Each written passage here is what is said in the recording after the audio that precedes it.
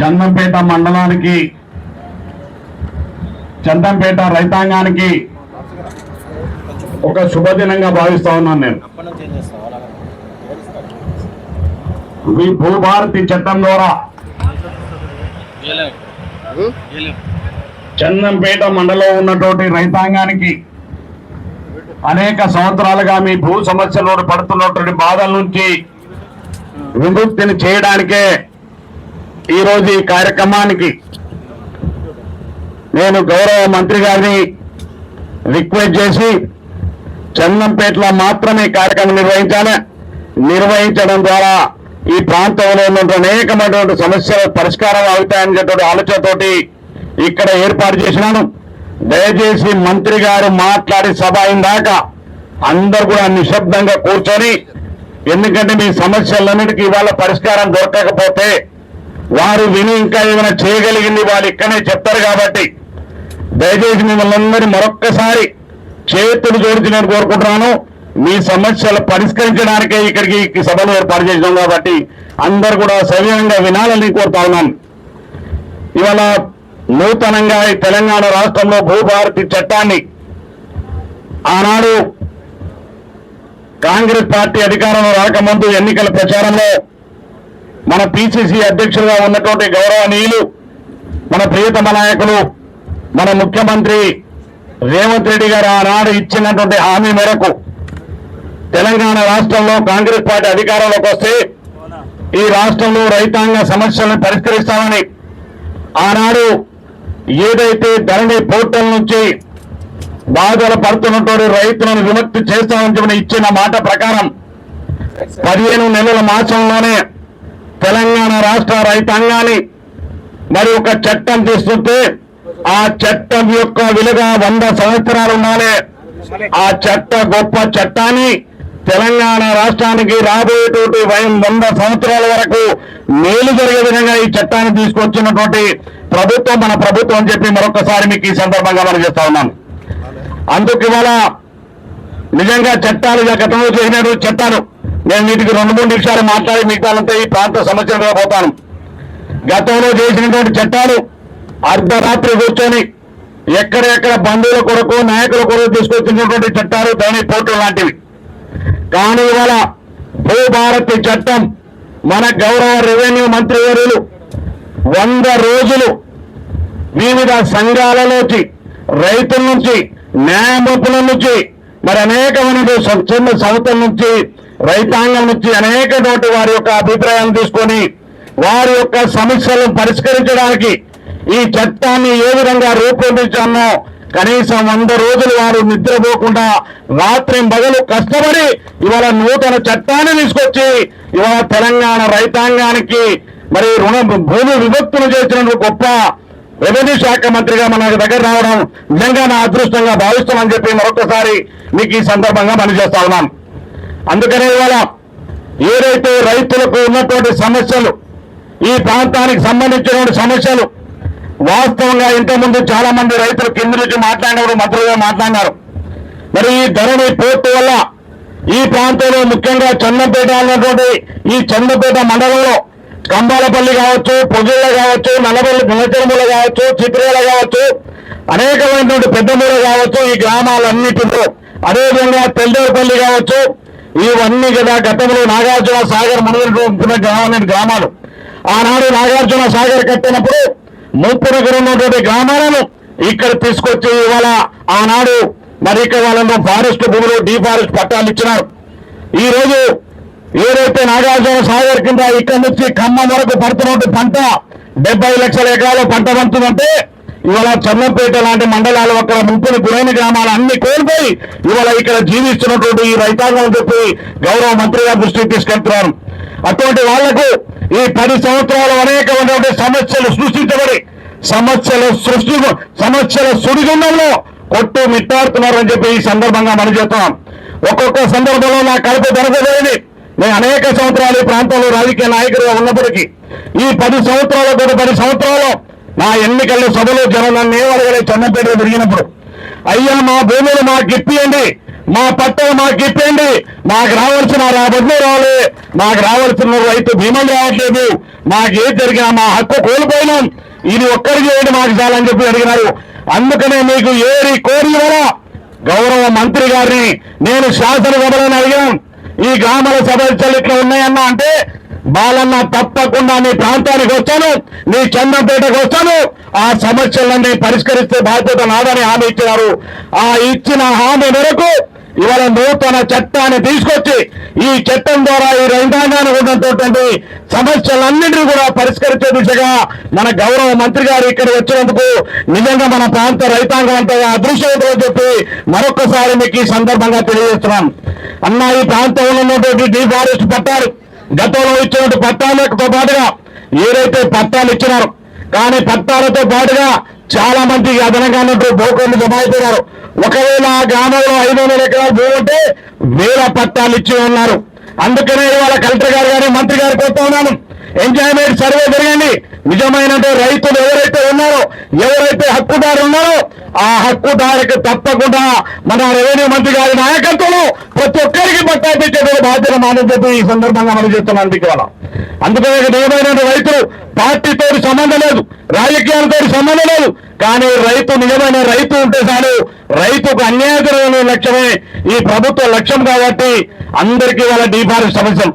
అదేవిధంగా నేడుగా మండలంలో ఇంతకుముందు మన జిల్లా కలెక్టర్ గారు చెప్పినారు, అసైన్ ల్యాండ్ సంబంధించిన సమస్యలు ఉన్నాయి. ఇవే మేజర్గా ఉన్నటువంటి సమస్యలు ఇవాళ డిఫారెస్ట్ సమస్యలు, అసైన్ సమస్యలు. ఈ 2 సమస్యలు ఈ ప్రాంతంలో ఒక చందంపేట మండలాన్ని ముందుగా మీరు దయచేసి మా రిక్వెస్ట్, మీరు రాష్ట్రంలో 4 మండలాలను పైలట్ ప్రాజెక్ట్ తీసుకున్నారు, చాలా సంతోషం. కానీ ఈ మండలంలో తిరుమలగిరిని తీసుకున్నట్టుగానే చందమేట మండలాన్ని పైలట్ ప్రాజెక్ట్ తీసుకొని ఈ మండలంలో ఉన్నటువంటి ప్రతి రైతు ప్రతి గ్రామంలో ఈ సమస్యను పరిష్కరిస్తే నా దేవరకొండలో ఉన్నటువంటి అన్ని మండలాలు మరి ఏకపక్షంగా ఒకటేసిగా సమస్యలు పరిష్కరించే దిశగా ఉంటుందని నేను అన్నగారిని కోరుతా ఉన్నాను. ఆ విధంగా ఇవాళ చందంపేట మండలంలో ఉన్నటువంటి రైతుల యొక్క సమస్యలు పరిష్కరించేటువంటి అవసరం ఉందని చెప్పి మీకు ఈ సందర్భంగా మనం చేస్తున్నాం. ఇవాళ ఈ చట్టం గొప్ప చట్టం, నిజంగా అదృష్టం ఉండాలి. నిజంగా తెలంగాణ రాష్ట్రానికి రాజకీయ నాయకులు అనేక మందికి అవకాశాలు వస్తాయి, వచ్చినటువంటి అవకాశాలు చిరస్థాయిగా నిలబెట్టేటువంటి అవకాశం కొంతమందికి వస్తుంది. అందులో ఇవాళ తెలంగాణ రాష్ట్రంలో చిరస్థాయిగా నిలబడే నాయకుడు ఆనాటి రాజశేఖర రెడ్డి గారు, ఒకనాడు ఎన్టీ రామారావు గారు, ఇవాళ మళ్ళా రేవంత్ రెడ్డి గారికి వచ్చింది. కానీ దాన్ని మొత్తం ప్రజలకు తీసుకుపోయి నేరుగా ప్రజలతో కలిసేటువంటి గొప్ప అవకాశం ఇలా మా సీనకు వచ్చింది. వారి పేరు చిరస్థాయిగా ఇలా భూభారతి చట్టం 100 సంవత్సరాలు ఉంటే ఆ పేరు 100 సంవత్సరాలు సీనన్న పేరు, రేవంత్ అన్న పేరు ఉండే విధంగా ఇవాళ ఈ గొప్ప చట్టాన్ని తీసుకొచ్చారని చెప్పి మరొకసారి మీకు ఈ సందర్భంగా మనం చేస్తా ఉన్నాం. అదేవిధంగా ఇవాళ అనేకమైన చట్టాలు మీకు తెలుసు.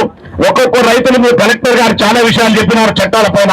ఒక భూమి ఒకరైతే భూమి పట్టాలు ఒకరు, కబ్జాలు ఒకరు, పట్టాలు ఒకరికి ఉన్నాయి.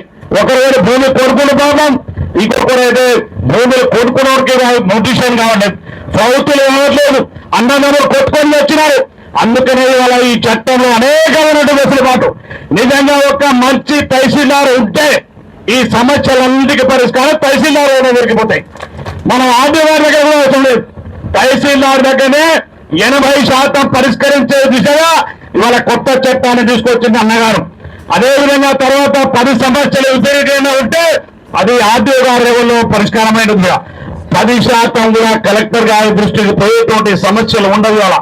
కానీ గతంలో ధరణిలో ఒక కలెక్టర్ ఒక నాయకుడు ఆదాయాన్ని ఆన్ చేస్తే తప్ప, ఇక్కడ కలెక్టర్ దగ్గర బాలు నాయకుడు ఎమ్మెల్యే చెప్తే తప్ప ఇక్కడ పోర్టల్ ఓపెన్ కాదు. అది మన అందరూ తెలుసు. మీ భూములు ఎక్కడ ఉన్నాయో భూములు రైతులు కూడా ఇంత దరిద్రమైనటువంటి చట్టాన్ని తీసుకొచ్చింది ఇవాళ ఈ ప్రాణవేదిక తెలంగాణ రాష్ట్రంలో ఆనాటి ప్రభుత్వం. అదేవిధంగా అన్న దీంతో పాటుగానే ఏదైతే అసైన్ ల్యాండ్ డిఫారెస్ట్ తో పాటుగా ఇవాళ మా ప్రాంతంలో ఉన్నటువంటి పెద్ద సమస్య మీకు కూడా తెలిసిన ఖమ్మం జిల్లాలో ఫారెస్ట్ కు సంబంధించిన సమస్య. గౌరవ రాజశేఖర్ గారు ఆ రోజు 2009లో ఉన్నాడు, 2004 నుంచి 2009 వారు ముఖ్యమంత్రి అయినప్పుడు ఈ ప్రాంతంలో అందరూ కూడా ఫారెస్ట్ పట్టాలు ఇచ్చినారన్న. వాళ్ళందరూ తుమ్ముకుంటున్నారు. రెవెన్యూ వాళ్ళని మాకు నిర్ణయించలేదు, కానీ ఆ భూములు రైతులు గత 30 సంవత్సరాలుగా ఫారెస్ట్ భూముల్ని ఉన్నారు. కానీ ఫారెస్ట్ అధికారులు ఆ భూముల నుంచి వాళ్ళని వెళ్ళగొట్టేటువంటి పరిస్థితి వచ్చి చాలా మంది వాళ్ళ హక్కులు కోల్పోయారు. వాళ్ళ చేతిలో పుస్తకం ఉంది, పట్టా ఉంది, కానీ వాళ్ళ భూములు కోల్పోయినారు. అందుకే ఇటు ఫారెస్ట్ కానీ డిఫారెస్ట్ పట్టాలు కానీ అదేవిధంగా అసెన్ ల్యాండ్ మీద కానీ ఈ 3 మైండ్ మీద ఇక్కడ ఒక పైలట్ మండలం దీన్ని తీసుకొని ఈ ప్రాంతంలో ఉన్నటువంటి సమస్యలన్నింటి కూడా పరిష్కరించాలని చెప్పి గౌరవ మంత్రి గారికి మా రైతాంగం అన్న వీళ్ళందరూ కూడా ప్రతి గుట్టల ప్రాంతం నుంచి కనీసం పొగుల నుంచి ఇక్కడికి రావాలంటే వారికి 50 కిలోమీటర్ల నుంచి మరి పొద్దున్న లేసి వాళ్ళందరూ స్వచ్ఛంగా ఈ గ్రామాల నుంచి ఇక్కడ తిరిగి వచ్చినటువంటి సందర్భం. అందుకని వాళ్ళ సమస్యలు ఎంతో ఆశతోటి ఇప్పుడు పరిష్కారం కాకపోతే భవిష్యత్తులో వాళ్ళకు పరిగా సమస్యకు పరిష్కారం దొరకదు. అంత గొప్ప చట్టాన్ని తీసుకొచ్చింది ఈనాడు ఈ ప్రభుత్వం రేవంత్ రెడ్డి గారి నాయకత్వంలో, సీనన్న నాయకత్వంలో. కాబట్టి ఈ చట్టం ద్వారా మీ భూ సమస్యలన్నిటి కూడా తప్పకుండా పరిష్కరిస్తాం. ఆ బాధ్యత కూడా మాది. ఆ నాయకుడు నిలబడ్డాడు. ఆయన 30 సంవత్సరాల నుంచి ఫారెస్ట్ భూములు వచ్చాడు. కానీ ఆ ఫారెస్ట్ ఆయన వెళ్ళగొట్టిన పాప రోజు నా ఇంటి దగ్గర తిరిగి నా సమాధానం చెప్పలేక ఇవాళ ఇబ్బంది పడేటువంటి పరిస్థితి ఉన్నది. అందుకని అటువంటి రైతులను కూడా మనం ఆదుకోవాల్సినటువంటి బాధ్యత అని చెప్పి మరొకసారి అన్నగారిని కోరుతా ఉన్నాం. అదేవిధంగా ఏదైతే మీరు ఇవాళ రెవెన్యూ శాఖతో పాటుగా గత 10 సంవత్సరాలుగా పేదవాళ్ళకి కనీసం ఒక్క ఇల్లు గట్టి ఇల్లు దరిద్రమైనటువంటి ఆ ప్రభుత్వంలో ఆనాడు రాజశేఖర్ గారి నాయకత్వంలో ఇందిరమ్మ ఇల్లు ఇచ్చినాం. గ్రామాల 100 ఇల్లు ఇచ్చినాం. ఆనాడుగానే శాసనసభ్యులున్న ఆ అదృష్టం ఆనాడు నాకు దక్కింది. మళ్ళీ కూడా ఇందిరమ్మ ఇల్లు మన రేవంత్ అన్న సీనన్న నాయకత్వంలో గ్రామాల ఇందిరమ్మ ఇల్లు ఒక్కొక్క ఇంటికి 5 లక్షల రూపాయలు చొప్పున ఇందిరమ్మ ఇల్లు కట్టించేటువంటి అవకాశం మాకు వచ్చిందన్న. ఇవాళ ఇచ్చినటువంటి అవకాశంలో అర్హత ఉన్నటువంటి గుడిసెలో ఉన్నటువంటి వాళ్లకు, రేకుల ఇళ్లలో ఉన్నటువంటి పేదవాళ్లకు మొదటి ప్రాధాన్యత ఇస్తాం. ఎక్కడ కూడా డివేషన్ కావు, తప్పకుండా అర్హులైనటువంటి పేదవాళ్ళందరికీ ఇస్తాం. దానికి అనుగుణంగా మనకిప్పుడు నా నియోజకవర్గానికి 3500 ఇందిరమ్మ ఇల్లు ఇవాళ గౌరవ మంత్రి గారు నాకు కేటాయించారు. అందుకు వారిని అందరి తరఫున కృతజ్ఞతలు ధన్యవాదాలు తెలియజేస్తున్నాం. అందుకే శాసనసభలో గౌరవ ముఖ్యమంత్రి గారు మీరిద్దరు హామీ ఇచ్చినారు. ఏదైతే ఎస్టీ ఎస్సీ ఎమ్మెల్యేలు ఉన్న దగ్గర అదనంగా ఇందిరమ్మ ఇల్లు ఇస్తున్నారు. అందరికంటే మా దగ్గర టన్నాలు ఎక్కువ, టన్నకు 2 ఇల్లు ఇచ్చిన 1000 ఇల్లు కావాల్సి వస్తుంది. కాబట్టి మా అన్నగారు ఎక్కువ చొరవ చూపి ముఖ్యమంత్రి గారి దృష్టికి తీసుకెళ్లి మరి అదనంగా దేవరకొండ గారికి ఎక్కువ మొత్తంలో ఇందిరమ్మ ఇల్లు కట్టించే విధంగా మాకు అవకాశాలు అదనపు కోటలు కేటాయించాలని గౌరవ మంత్రి గారిని మీ అందరి తరఫున కోరుతున్నా అని చెప్పి మరొకసారి మీకు ఈ సందర్భంగా మనవి చేస్తా ఉన్నాను. ఇవన్నీ కూడా ఈ ప్రాంతంలో ఉన్నటువంటి రైతాంగానికి మీకొక్క మాట ఇస్తున్నాం. ఎవరైతే అర్హత ఉన్నటువంటి వాళ్ళందరికీ ఇస్తాం. మా నాయకులు కూడా గౌరవగానే కలెక్టర్ గారు కూడా చెప్పినాను, మీరు ఎంక్వైరీ చేసేది అనర్హత ఉన్న ఎవరైనా తీసిపడేయండి. నేను మాత్రం అబ్జెక్షన్ చెప్పిన మా అన్నగారి ఇన్స్ట్రక్షన్ ఆ విధంగా ఉన్నా కాబట్టి దయచేసి అందరూ కూడా అర్హత ఉన్నటువంటి వాళ్ళు మాత్రమే ఇందిరమ్మ ఇల్లు ఇస్తాం. తప్పకుండా మిగతా వాళ్ళను ఏదైతే కుటుంబంలో 3 4 ఉన్నారు వాళ్ళకు కూడా ఇస్తామని ఎన్నికల్లో మాట ఇచ్చినాం. 2వ దఫలో తప్పకుండా కుటుంబంలో ఉన్నటువంటి ఒక్కరికో ఇద్దరికో తప్పకుండా వాళ్ళకు కూడా ఇందిరమ్మ ఇల్లు ఇవ్వబోతున్నాం అని చెప్పి మరొకసారి మీకు ఈ సందర్భంగా మనం చేస్తున్నాం. ఇక ఆఖరిగా ముగిసే ముందు ఈ ప్రాంతానికి సంబంధించినటువంటి ఈ ప్రాంతం యొక్క గత 10 సంవత్సరాల ఎడారిగా మారినటువంటి ప్రాంతం అన్నగారికి బాగా తెలుసు. ఏదైతే ఎస్ఎల్బిసి టన్నల్ని ఆనాడు గౌరవ రాజశేఖర్ గారు ప్రారంభించి కనీసం 11 కిలోమీటర్లు మిగిలిపోయినటువంటి 10.5 కిలోమీటర్లు మిగిలిపోయినటువంటి ఎస్ఎల్బిసి టన్నల్ని గత ప్రభుత్వం కట్టేడు మట్టి కూడా పోయకపోవడంతో పాటుగా కనీసం కరెంటు బిల్లులు కట్టగా ఇవాళ కూలిపోవడానికి కారణమైనారు. ఏదైతే అందులో నీళ్లు స్టోరేజ్ అయినాయి, నిజంగానే కరెంటు ఉంటే ఆ నీళ్ళంతా బయట తీసేది ఆ ప్రాజెక్టు ఇవాళ కూలిపోయేది. కానీ ఆ నీళ్ళంతా స్టోరేజ్ ఉండడం వల్ల ఇవాళ శ్రీశైలం దగ్గర మన టన్నులు కూలిపోవడానికి ఈ జిల్లాలో ఉన్నటువంటి దరిద్ర నాయకులు, అదేవిధంగా రాష్ట్రంలో ఉన్నటువంటి టీఆర్ఎస్ పార్టీ నాయకులు అని చెప్పి ఈ సందర్భంగా మనం చేస్తున్నాం. అందుకని ఈ ప్రాంతానికి మా దేవరకొండ ప్రాంతానికి శాశ్వతంగా కరీంనగర్ నుంచి వచ్చేది కూడా అడుగుతున్నా. బాలన్న మీ దేవరకొండ నియోజకవర్గానికి ఏం సోర్స్ అంటే అన్న గతంలో ఏమి సోర్స్ లేదు మాకు. వాస్తవంగా ఈ ప్రాంతంలో మేము ముప్పుడే గురైనా కానీ నీళ్లు మాత్రం మాకు రాలేదు. అందుకనే ఇవాళ ఎస్ఎల్బిసి ప్రాజెక్టు ఏదైతే నక్కలగండి ఇవన్నీ పూర్తయితే సుమారుగా ఒక 50,000 ఎకరాలు మాత్రమే దేవరకొండ నియోజకవర్గానికి వస్తాయి.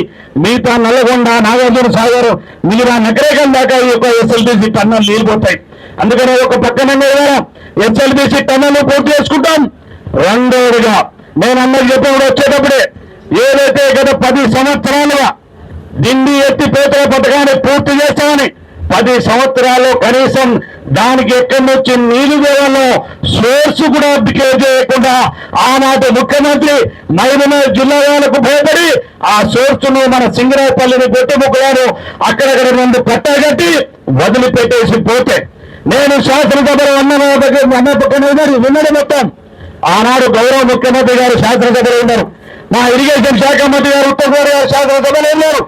ఆ రోజు నేను అడిగాను, మా ప్రాంతంలో ఉన్నటువంటి ప్రాజెక్టులు పూర్తి చేయాలి, డిండి ఎత్తిపోతలను పూర్తి చేయాలి, ఏదుల నుంచి డిండికు మీరు సాగునీరు చేస్తే తప్ప మా ప్రాంతం శాశ్వతంగా కరుబారిగా పడిపోతుందని చెప్తే నిజంగా గౌరవ ముఖ్యమంత్రి గారికి ఆ జిల్లా నాయకులందరూ అనేకమైన ఒత్తిడి తెచ్చి ఇంకా ఆయన మీద ధర్నాలు చేస్తున్నారు. పాపం అయినా కూడా ఈ ప్రాంతం ఉన్నటువంటి అభిమానంతో కావచ్చు, అదేవిధంగా నా పట్ల వారికి ఉన్నటువంటి అభిమానంతో కావచ్చు, ఇవాళ గౌరవ ముఖ్యమంత్రి గారు 1800 కోట్ల రూపాయలు కేటాయించి ఇవాళ ఏజుల నుంచి ఢిల్లీకి రావడానికి టెండర్లు కూడా పూర్తి చేశాం. రాబోయే రోజుల్లో దేవరకొండకు 1,50,000 ఎకరాలు, అదేవిధంగా మురుగోడు నియోజకవర్గాలకు 1,75,000 ఎకరాలు సాగునీటి గొప్ప ప్రాజెక్టు ఇవాళ ఈ ప్రభుత్వంలో రేవంత్ రెడ్డి గారి నాయకత్వంలో ఉత్తమ్ కుమార్ రెడ్డి గారి యొక్క సహకారం తీసుకొని ముందుకెళ్తున్నందుకు ఈ ప్రాంతానికి సాగునీరు ఇస్తే చాలు నా జీవితంలో అనేకమైన అవకాశాలు ఇచ్చిన నాకు. కానీ ఈసారి ఒకటే పెట్టుకున్నాను, ఈ ప్రాంతానికి ప్రతి ఎకరాకు సాగు అందించడం లక్ష్యం పెట్టుకున్నాను. అందుకే అన్నగారు లాంటి అందరి యొక్క ఆశీస్సులు మీ బాధ్యత ఉన్నాయి కాబట్టి ఈ ప్రాజెక్టులు అన్ని కూడా పూర్తి చేస్తామని చెప్పి మరొకసారి మీకు ఈ సందర్భంగా మరచేస్తూ, అదేవిధంగా గుట్టల పైన లిఫ్ట్ స్కీమ్ ఏదైతే పొజుల కావచ్చు, కమ్మలపల్లి కావచ్చు, పెద్దగట్టు కావచ్చు, భవాన్ అమ్మవారు పెద్దగుండలు కావచ్చు, అదేవిధంగా గాజుపేట కావచ్చు, రామలూరుపేట కావచ్చు, అదేవిధంగా ఏకేపీ అనేది చిన్న లిఫ్టులన్నీ కూడా పూర్తి చేయబెట్టాం. అవన్నీ కూడా ఫారెస్ట్ లో కొన్ని క్లియరెన్స్ కొరకు ఉన్నాయి. ఆ ఫారెస్ట్ క్లియరెన్స్ కూడా దగ్గర పడి అయిపోయినాయి కాబట్టి అవి పూర్తి చేస్తాం. ఈ 2 సాగునీరు పూర్తి చేసి ఈ ప్రాంతానికి శాశ్వతంగా సాగునీరు అందించేటువంటి బాధ్యత మీకు ఇద్దని చెప్పి మరొకసారి మీకు ఈ సందర్భంగా తెలియజేస్తూ మీ అందరి యొక్క ఆశీస్సులు ఈ ప్రాంతం పైన ఉండాలి. ఎందుకంటే ఇవాళ ఆనాడు మనం దొడ్డు బియ్యం తినలేక అమ్ముకున్న సందర్భాలు ఎక్కువ. కానీ ఇలా గొప్ప అవకాశం నిజంగా అందుకే చెప్తున్నా, రాష్ట్ర చరిత్రలో మిగిలిపోయినటువంటి 2 మంత్రుల పేర్లు గౌరవ ముఖ్యమంత్రి గారితో పాటుగా సీమను ఒకటి, ఉత్తమ్ కుమార్ రెడ్డి గారు ఒకటి. ఎందుకంటే 3 పూల భోజనం పెట్టేటువంటి సన్నబియ్యం అది శాశ్వతంగా మిగిలిపోతుంది. ఇవాళ భూభారతి ఇందిరమ్మ ఇల్లు శాశ్వతంగా మీ హృదయాలు మిగిలిపోతాయి. ఈ 2 చట్టాలను, ఈ 2 స్కీమ్లను తీసుకొచ్చినటువంటి గొప్ప అవకాశం అన్నగారికి వచ్చింది.